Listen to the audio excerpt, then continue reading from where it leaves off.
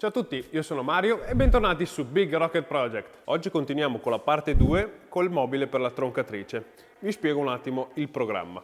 L'idea è di mettere la troncatrice esattamente in mezzo tra questi due tavoli. Sono circa 2 metri da una parte e 2 metri dall'altra. Il mobile in questione è questo qui. Avrà una base qui dove appoggerà la troncatrice, questa sua copertura che evita che la polvere vada troppo in giro, e ci saranno queste parti curve, sono rispettivamente queste qua. Piano 1, piano 2, i fianchi come vedete non ci sono perché useremo questa base qui da attaccare direttamente sul fianco del mobile in modo da regolare esattamente l'altezza della troncatrice in modo che arrivi a filo col tavolo. I pezzi sono già pronti come vedete, 1, 2, 3 e questa parte flessibile di fibra come prima cosa. Quindi adesso prendiamo tutti i pannelli e li portiamo a misura finita.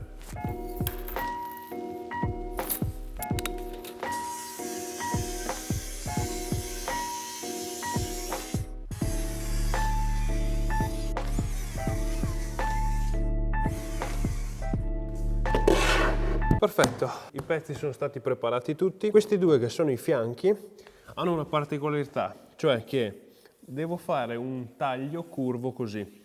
Ora, questo taglio, per farlo preciso, lo si può fare in 1000 modi differenti. Come filosofia di pensiero di solito cerco di fare il meglio con quello che si ha.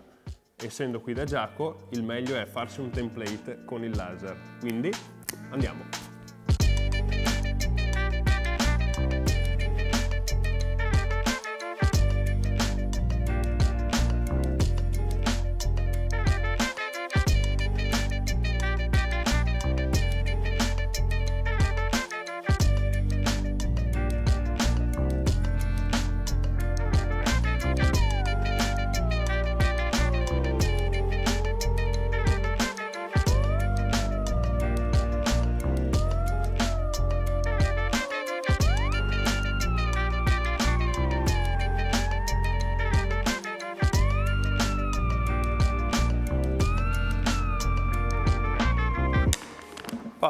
Perfetto.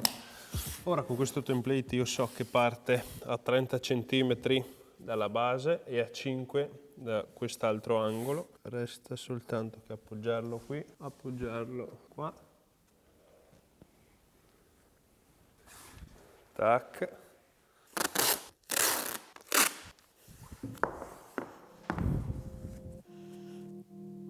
Zap.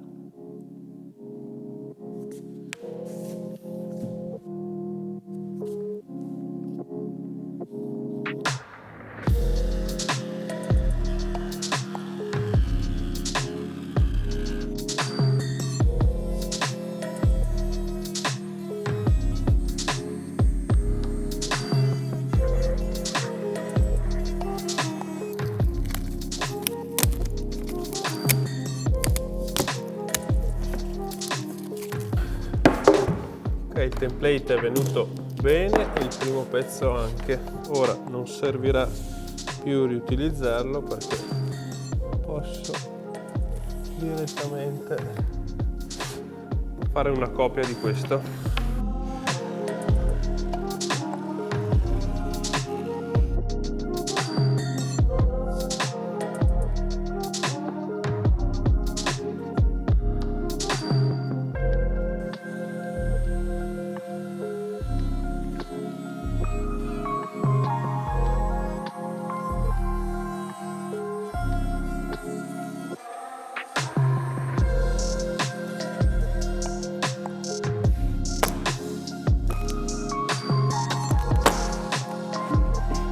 Ok, prima di proseguire con l'incollaggio e tutto, ho fatto una prova a secco, giusto con un morsetto per vedere se le misure coincidevano con lo schizzo, perché ovviamente nel progetto ho ridisegnato la troncatrice un po' abbozzata così con le misure, però lì non tocca e di qua non tocca. C'è un attimo da centrarla, decidere bene la distanza dal bordo, dietro non tocca, quindi libero e incolliamo.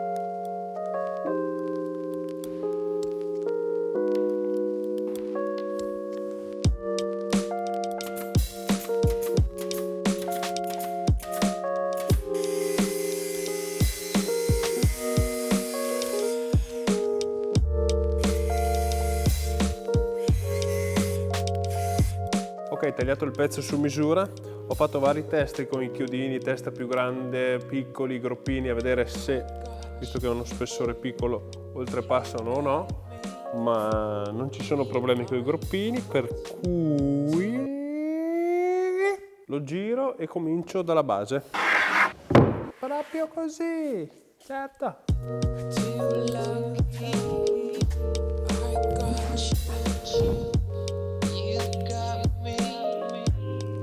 Sborda un po' di qui, un po' di qua. Primo punto.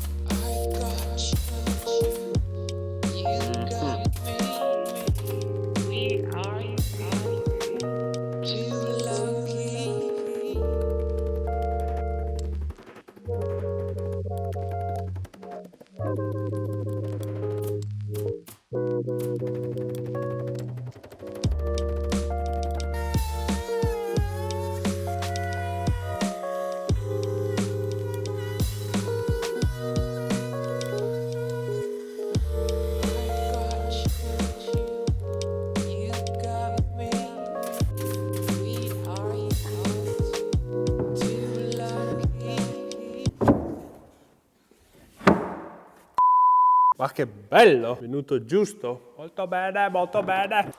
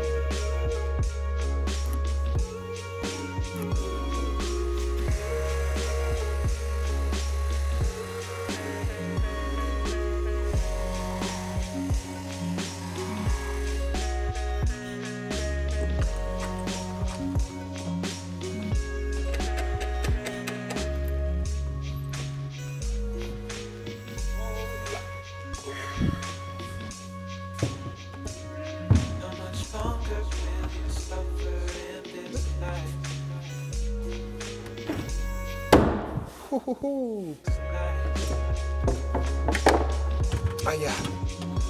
Okay. Ora cerchiamo di regolare questa qui. 4. Benissimo, arrivati a questo punto, per metterla perfettamente in piano con i due tavoli, pensavo di usare questa riga come riferimento e alzare pian piano tutta la macchina,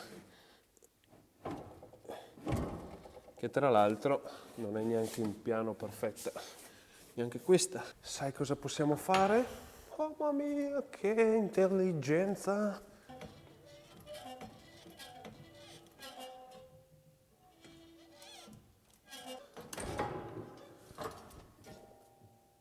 Oh, no, non va bene. Bisogna usare dei travetti più lunghi.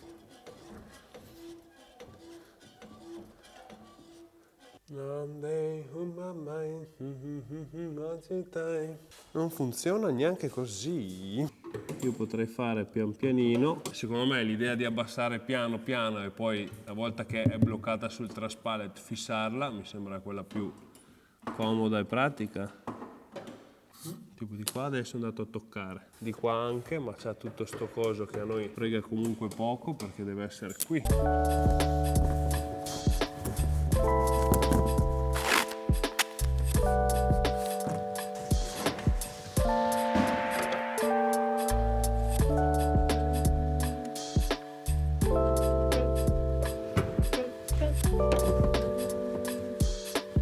Ottimo, allora tutta la sagoma l'abbiamo finita, è proprio precisina, anche troppo precisina. Ora prendiamo l'altro materiale, lo sagomiamo. Ripetemi, sagomiamo. Sagomiamo. Molto bene.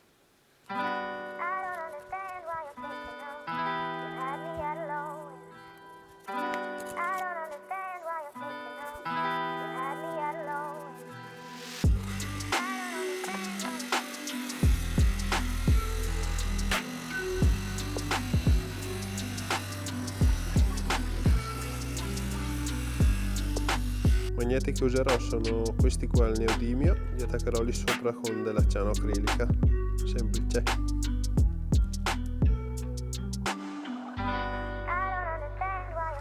No, allora faccio così, l'attacco, vedo dove si attacca, sono certo. Dici che suffi così?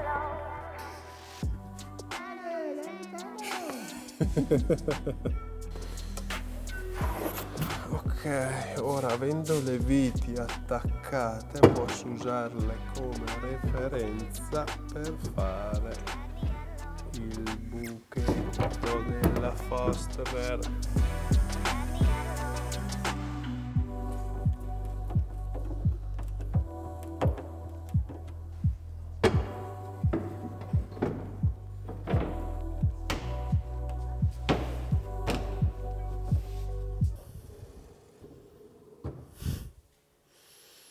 La tolleranza che c'è è veramente pochissima. Non tocca da nessuna parte.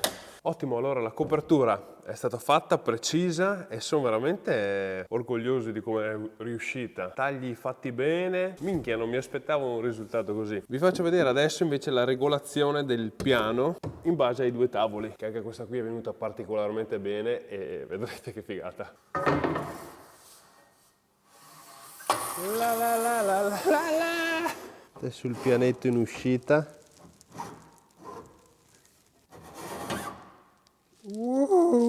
Tolleranze minime. È stata registrata poi anche tutta la battuta in modo che sia 90, perfettamente in linea con quest'altra. Bene, adesso che il tavolo è stato installato, registrato tutto, che le tolleranze ci sono, tutto dritto, preciso, la lama taglia bene, perfetta. Prima di salutarvi rispondo a due commenti che mi sono stati fatti nell'ultimo video. Nel primo mi è stato chiesto che materiale ho utilizzato come pannello martire quando utilizzavo la sega della Festool. Ho utilizzato questo materiale di isolamento, dovrebbe essere polistirene, è un materiale di isolamento che si usa per fare i cappotti interni o esterni, mi pare, o qualcosa del genere. Questo qui ha questa texture, tutta fatta così.